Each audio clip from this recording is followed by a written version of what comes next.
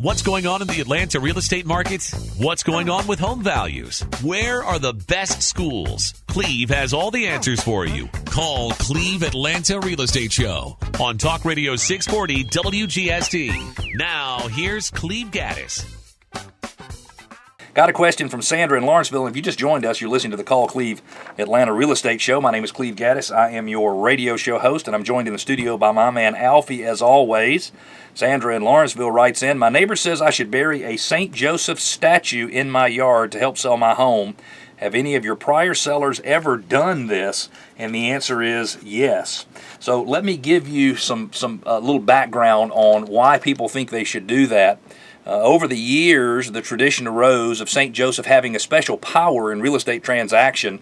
European nuns often buried a medal with his likeness on property they hoped to acquire for their convents, and gradually the medals were replaced with statues, and the focus changed from buying to selling to give you good luck when selling a home instead of just buying a home. By the way, if you want to get one, you can go to CatholicSupply.com and buy your St. Joseph statue that you can bury in the yard.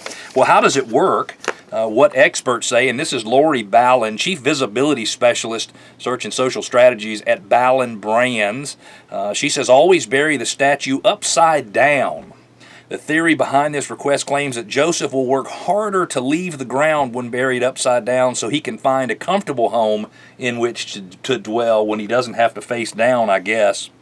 Some say that burying the statue sideways so that Joseph's praying hands are pointing directly at your house helps direct potential buyers to your home. And St. Joseph, you know, is Joseph, the father, the earthly father. Mm-hmm. Well, I don't know if you have an earthly father, of Jesus. Right.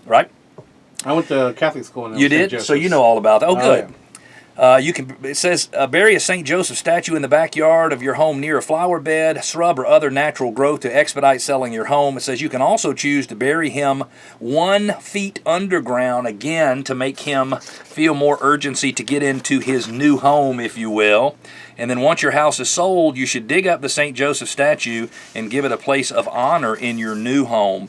I had a lady who moved to Montana years and years ago, and she buried a St. Joseph statue in her yard, and this was right, Alfie, when the market started to go to heck in a handbasket, 2007-ish. It was really getting slow, and she said, hey, I'm coming home for the closing, and I said, no, you don't need to do that. You know, we can send all the paperwork out to Montana for you to sign. She says, you don't understand, I have to.